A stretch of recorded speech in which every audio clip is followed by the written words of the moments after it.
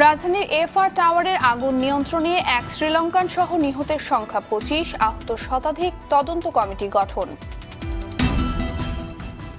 বনানীর FR tower যেন এক মৃত্যুকূপ, নিজস্ব অগ্নি নির্বাপন ব্যবস্থা ছিল না বলছেন ফায়ার সার্ভিস কর্মকর্তারা। ৩১ মার্চ হবে চতুর্থ ধাপের উপজেলা পরিষদ নির্বাচন, চলছে প্রার্থীদের শেষ মুহূর্তের প্রচার, যোগ্য ব্যক্তিকেই চান ভোটাররা। এবং থাইল্যান্ডে আন্তর্জাতিক আর্চারির ফাইনালে বাংলাদেশের রোমান সানা কাল শিরোপার জন্য লড়বেন কাজাখস্তানের প্রতিযোগীর বিপক্ষে।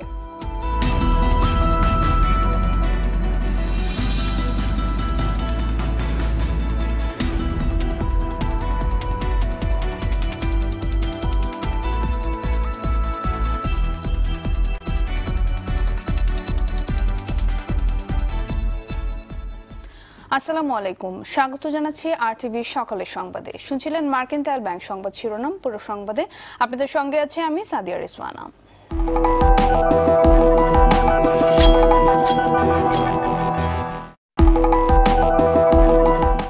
রাজধানীর বনানীতে এফআর টাওয়ারের আগুন নিয়ন্ত্রণে এসেছে। ফায়ার সার্ভিসের ২২টি ইউনিট প্রায় ৬ ঘন্টা চেষ্টা চালিয়ে আগুন নিয়ন্ত্রণে আনতে সক্ষম হয়। উদ্ধার অভিযানে অংশ নেয় সেনা, নৌ ও বিমান বাহিনীর ৫টি হেলিকপ্টার। ভয়াবহ আগুনের ঘটনায় শ্রীলঙ্কার এক নাগরিক সহ ২৫ জন নিহত হয়েছেন, আহত শতাধিক। এদিকে অগ্নিকাণ্ডের ঘটনার সার্বক্ষণিক খোঁজ খবর ও বিভিন্ন দিক নির্দেশনা দিচ্ছেন প্রধানমন্ত্রী শেখ হাসিনা। মারুফ রেজা রিপোর্ট।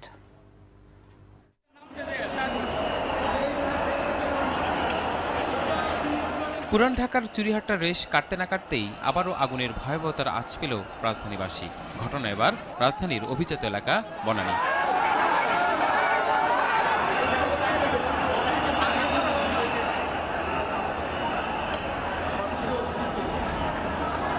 প্রত্যক্ষদর্শীরা জানান, বৃহস্পতিবার বেলা ১টা বাজার কিছু সময় আগে ১৭ নম্বর রোডের এফআর টাওয়ারের ৮ম কিংবা ৯ম তলায় আগুনের প্রথম সূত্রপাত। মুহূর্তেই যা ছড়িয়ে পড়ে ২২ তলা ভবনের উপরতলাগুলোতে।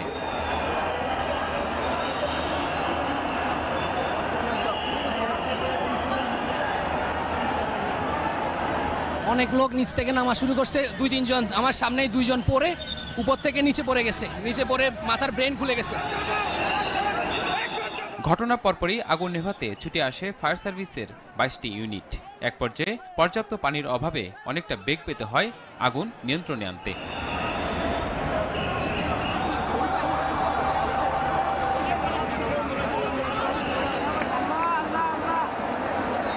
22 তলা একটা বিল্ডিং, যে বিল্ডিং এর নিজস্ব কোনো ফায়ার ফাইটিং এর কোনো ক্যাপাসিটি তাদের নাই। আমি যদি মনে করি যে আমাদের বিল্ডিং এর সক্ষমতা অর্জন করতে হবে, বিল্ডিং এর নিজস্ব সক্ষমতা না থাকলে এই ধরনের দুর্ঘটনা বারবার ঘটতেই থাকবে। ফায়ার সার্ভিসের সাথে যোগ দেয় সেনা, নৌ ও বিমান বাহিনীর ফায়ার ইউনিট। সবার সম্মিলিত প্রচেষ্টায় ৬ ঘন্টা পর পরিস্থিতি নিয়ন্ত্রণে আসে। উদ্ধার অভিযানে ব্যবহার করা হয় হেলিকপ্টারও।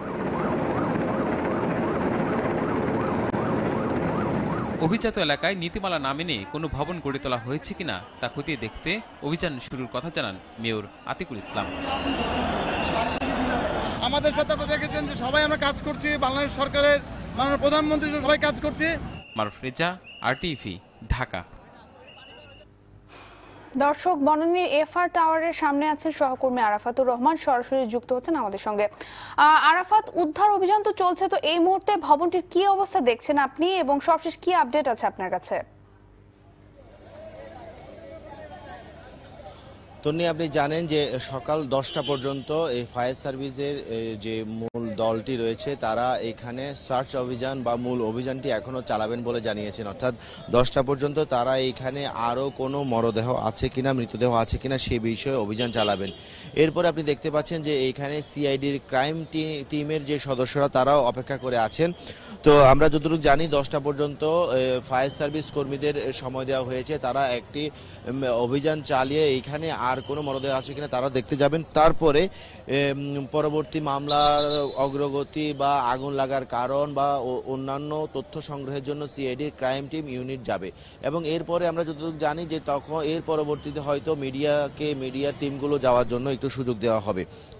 এর আগে অর্থাৎ এখন থেকে 10 থেকে 15 মিনিট আগে এখানে ডিসি গুলশান অর্থাৎ পুলিশের ডিসি গুলশান এখানে সংবাদকর্মীদের একটি ব্রিফিং করেছেন। তিনি জানিয়েছেন যে এই ঘটনা পরবর্তী অবস্থা নিরূপণের জন্য বা এখানকার পরবর্তী ব্যবস্থা জানানোর জন্য পুলিশের 21টি টিম গঠন করা হয়েছে এখানকার নিরাপত্তা বা সার্বিক বিষয় জানানোর জন্য।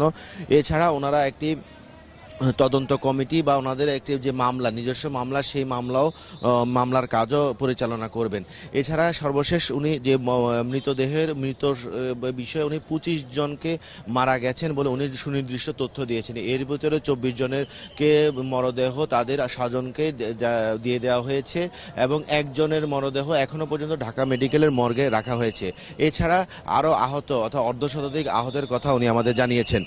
আর উনি এই ঘটনার কেন ঘটেছে বা আগুনের ঘটনা কেন হয়েছে, আগুন কেন লেগেছে সেই বিষয়ে এখনো উনি সুনির্দিষ্ট তথ্য আমাদের জানাতে পারেননি। তবে আমি যদি আপনাদের এই ভবনটিকে দেখি যে ভবনটিতে আগুন লেগেছে, আপনি দেখেন এখনো কাঁচ লাগানো কাঁচগুলো আছে, এই গাছগুলো যে কোনো সময় ভেঙে পড়তে পারে। সেই কারণে এখনো কামাল আতাতুর্ক অ্যাভিনিউর একটি রাস্তা অর্থাৎ একটি সাইডের রাস্তার যান চলাচল বন্ধ রাখা হয়েছে এবং আরেকটি সাইড খোলা রয়েছে।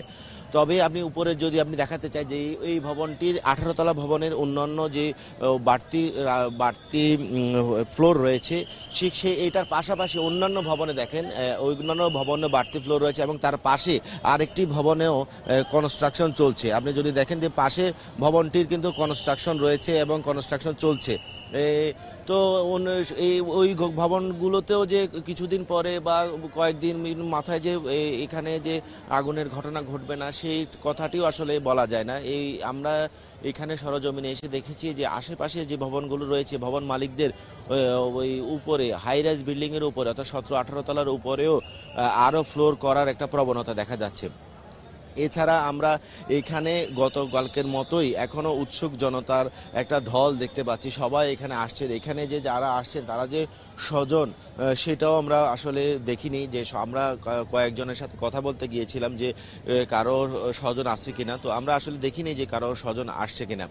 তবে আরেকটি বিষয় হচ্ছে যে যেহেতু আজকে শুক্রবার দিন সেই কারণে এই মার্কেটগুলো বন্ধ রয়েছে, সেই কারণে এত জনসাধারণ আসার কথা নয়। তারপরও দেখছি এখানে সাধারণ মানুষকে নিয়ন্ত্রণ করতে মোটামুটি আইন শৃঙ্খলা রক্ষাকারী বাহিনী বিশেষ করে পুলিশ বাহিনীর হিমশিম খেতে হচ্ছে। তো পরবর্তী বুলেটিনে আমরা আশা করছি যে ভবনের ভেতরের অগ্নিকাণ্ডের পরের কি ঘটনা সেটা আমরা পরবর্তী বুলেটিনে জানাতে পারবো। আর এখন পর্যন্ত এটাই ছিল কামাল আতাতুর্ক অ্যাভিনিউর ইএফ টাওয়ারের সামনে থেকে মোটামুটি সর্বশেষ। আরাফাত, আপনাকে ধন্যবাদ। দর্শক, বনানীর এফআর টাওয়ার থেকে জানাচ্ছিলেন সহকর্মী আরাফাতুর রহমান। বনানীর এফআর টাওয়ার যেন এক মৃত্যুকূপ। আগুনের ভয়াবহতা থেকে বাঁচতে অনেকেই বহুতল ভবনটি থেকে লাফিয়ে পড়েন। আটকে পড়া বহু মানুষ জানালার কাঁচ ভেঙে তাদের উদ্ধারের আকুতি জানান। অনেকে দেখা যায় সৃষ্টিকর্তার কাছে প্রার্থনা করতে। ফায়ার সার্ভিস কর্মকর্তারা জানান বহুতল এই ভবনের নিজস্ব অগ্নি নির্বাপন ব্যবস্থা ছিল না। আরো জানাচ্ছেন ইহতেরামুল হক। বহুতল এফআর টাওয়ারে আগুন লাগার পরই সামাজিক যোগাযোগ মাধ্যমে ছড়িয়ে পড়ে আগুনের ভয়াবহতার দৃশ্য। আটকে পড়া অনেকেই তাদের উদ্ধারের আকুতি জানিয়ে ভিডিও পোস্ট দেন। আমাদেরকে সিঁড়ি পাঠানোর ব্যবস্থা করেন, সিঁড়ি না পাঠালে ধোঁয়ায় আমরা মারা যাব। আগুন দ্রুত ছড়িয়ে পড়লে আতঙ্কিত মানুষ পাইপ বা জানালা বেয়ে বহুতল ভবন থেকে নিচে নামার চেষ্টা করেন। এ সময় তার বেয়ে নিচে নামতে যেয়ে হতাহত হন বেশ কয়েকজন।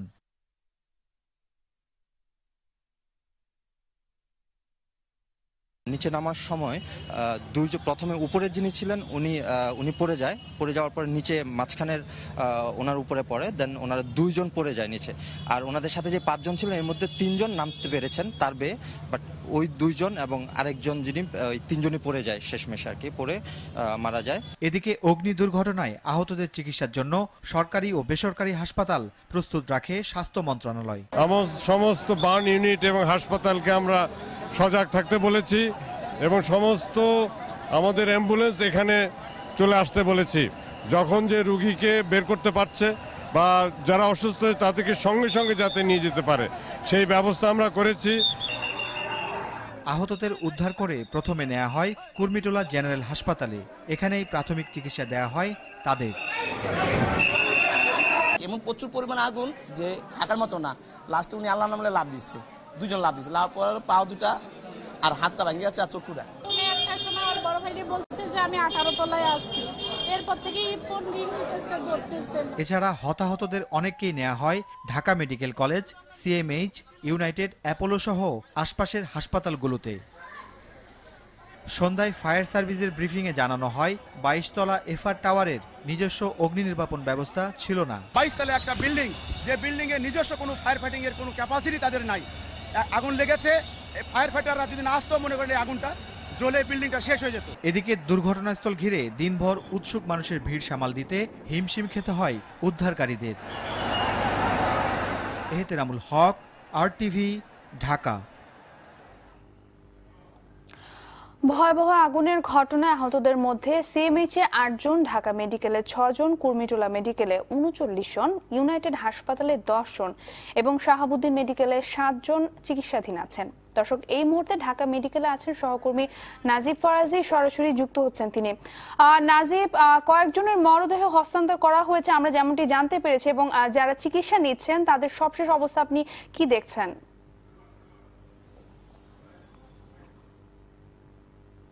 এখান থেকে গতকালকে এই রাজধানীর বনানীর এই অগ্নিকাণ্ডে যারা নিহত হয়েছেন তাদের 10 জন এখানে এসেছিল, 10 জনের মরদেহ, এবং এখান থেকে সবগুলো মরদেহই হস্তান্তর করা হয়েছে।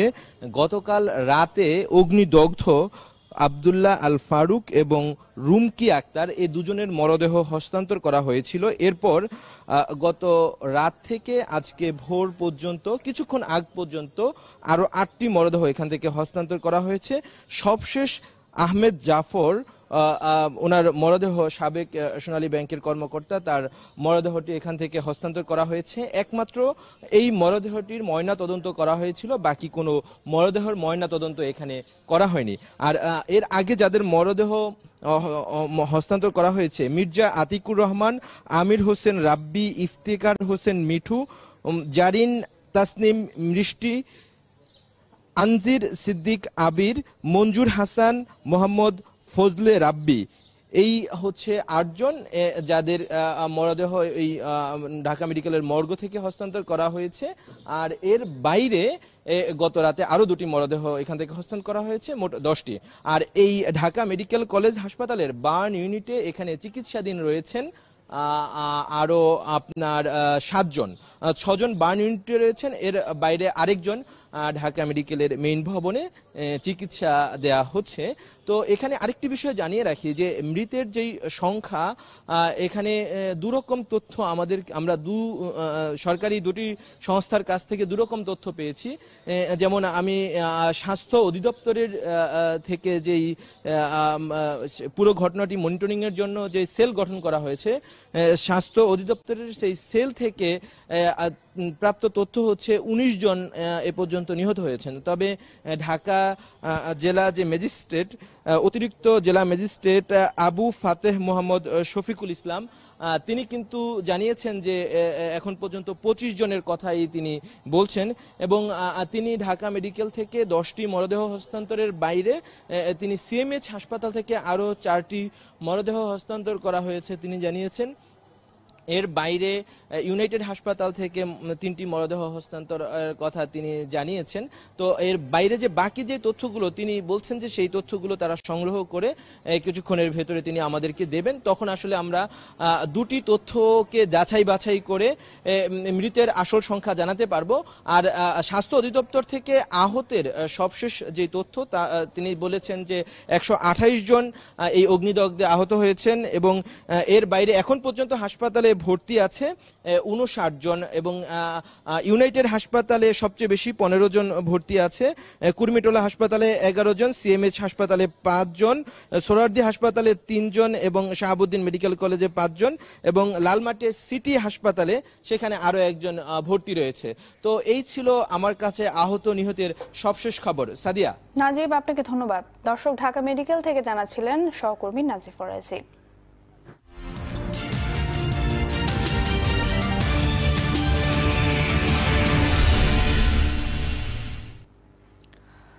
এবারে অন্যান্য প্রসঙ্গ। 31 মার্চ অনুষ্ঠিত হবে চতুর্থ ধাপের উপজেলা পরিষদ নির্বাচন। বিভিন্ন উপজেলায় চলছে প্রার্থীদের শেষ মুহূর্তের প্রচার। নোয়াখালীর 7টি উপজেলার প্রচার প্রচারণার খবর তুলে এনেছেন প্রতিনিধি মনির হোসেন বাবু, জানাচ্ছেন অব ইসলাম। 31 মার্চ অনুষ্ঠেয় চতুর্থ ধাপের নির্বাচনে নোয়াখালীতে ভোট গ্রহণ হবে 7টি উপজেলায়। এর মধ্যে 4টিতে চেয়ারম্যান নির্বাচিত হয়ে যাওয়ায় শুধু ভাইস চেয়ারম্যান পদে ভোট হবে। নির্বাচন সামনে রেখে শেষ মুহূর্তের প্রচার প্রচারণা চালাচ্ছেন চেয়ারম্যান ও ভাইস চেয়ারম্যান প্রার্থীরা। এই অবহেলিত উপজেলা যেমন রাস্তাঘাট, স্কুল কলেজের, ব্রিজের অনেক সমস্যা আছে, সেই সমস্যাগুলো আমি সমাধান করার চেষ্টা করব। যদি অবাধ এবং সুষ্ঠু নির্বাচন হয়, আমি বিপুল ভোটে ইনশাল্লাহ আমি নির্বাচিত হব আমার তালা মার্কা প্রতীকে। মাদকের ছড়াছড়ি এবং এই মাদককে সর্বগ্রাসী থেকে যুব সমাজকে মুক্ত করার জন্য আমি সর্বোচ্চ কাজ করব। যুবকদের বিভিন্ন কর্মসংস্থানের ব্যবস্থা করব, উন্নয়নের ধারাকে এই বেগমগঞ্জতে অব্যাহত রাখব। ভোটাররা বলছেন সৎ ও যোগ্য প্রার্থীকে ভোট দিতে চান তারা। সাধারণ জনগণ তারা তাদের পছন্দের প্রার্থীকে মনোনীত করবে, এটাই আমাদের প্রত্যাশা। সাধারণ মানুষের সাথে যিনি সম্পৃক্ত থাকবে, আমরা এই ধরনের একজন প্রার্থীকে নির্বাচিত করতে চাই। নোয়াখালীর এই 7 উপজেলায় মোট ভোটার সংখ্যা 18,86,587 জন। চেয়ারম্যান ও ভাইস চেয়ারম্যান পদে লড়ছেন 43 জন। অভি ইসলাম, টিভি। বর্তমান সরকার উন্নয়ন ও শিক্ষা বান্ধব সরকার, এমন মন্তব্য করলেন নোয়াখালী 2 আসনের সংসদ সদস্য আলহাজ মোর্শেদ আলম। বুধবার নোয়াখালীর সেনবাগ সরকারি কলেজে মিলাদ ও দোয়া মাহফিলে তিনি বলেন, নিরক্ষরতা মুক্ত জাতি গড়তে এরই মধ্যে 26,193টি প্রাথমিক বিদ্যালয়কে সরকারিকরণ এবং 2,500 স্কুল কলেজকে এমপিওভুক্ত করা হয়েছে। নারী শিক্ষার সম্প্রসারণে বৃত্তি প্রদান সহ নানা উদ্যোগ নিয়েছে সরকার। এর আগে উপজেলার কানকির হাট কলেজের বার্ষিক মিলাদ মাহফিলে প্রধান অতিথি হিসেবে অংশ নেন আলহাজ মোর্শেদ আলম। এছাড়াও উপজেলা অডিটোরিয়ামে বাংলাদেশ স্কাউটস সেনবাগ উপজেলার ত্রিবার্ষিক সম্মেলন ও সংবর্ধনা সভায় যোগ দেন তিনি।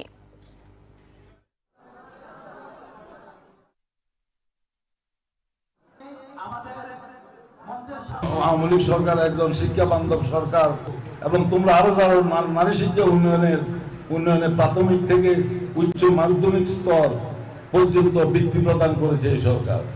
এই সরকার 26,193টি প্রাথমিক বিদ্যালয়কে সরকারিকরণ করেছে, এটা তোমরা জানো। সারা দেশে প্রায় 2,500 স্কুল এবং কলেজকে এমপিওভুক্ত করা হয়েছে এই সরকারের আমলে। এইভাবে এই সরকার শিক্ষার্থীদের জন্য অনেক অনেক কিছু করেছে। এর সাথে শেষ করব সকালের সংবাদ শেষ করার আগে মার্কেন্টাইল ব্যাংক শিরোনামগুলো জানিয়ে দেব আরো একবার।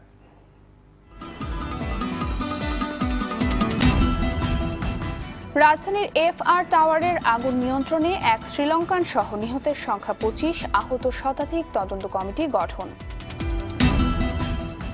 বনানীর FR টাওয়ার যেন এক মৃত্যুকূপ, নিজস্ব অগ্নি নির্বাপন ব্যবস্থা ছিল না বলছেন ফায়ার সার্ভিস কর্মকর্তারা। 31 মার্চ হবে চতুর্থ ধাপের উপজেলা পরিষদ নির্বাচন, চলছে প্রার্থীদের শেষ মুহূর্তের প্রচার, যোগ্য ব্যক্তিকেই চান ভোটাররা।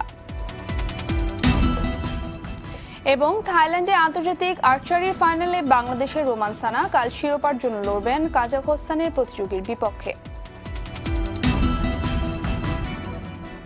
সকালের সংবাদ এ পর্যন্তই। আরটিভির সবশেষ সংবাদ জানতে যে কোনো মোবাইল ফোন থেকে 2414 নম্বরে ডায়াল করুন। আর মোবাইল ফোনের সংবাদ দেখতে অ্যাপ স্টোর, গুগল প্লে বা উইন্ডোজ স্টোর থেকে ডাউনলোড করুন আরটিভি অ্যাপস। এছাড়াও তাৎক্ষণিক ও বিনোদন সংবাদ জানতে বিশ্বের যে কোনো প্রান্ত থেকে ভিজিট করুন facebook.com/rtvonline এবং youtube.com/rtvdigitals। ধন্যবাদ সবাইকে।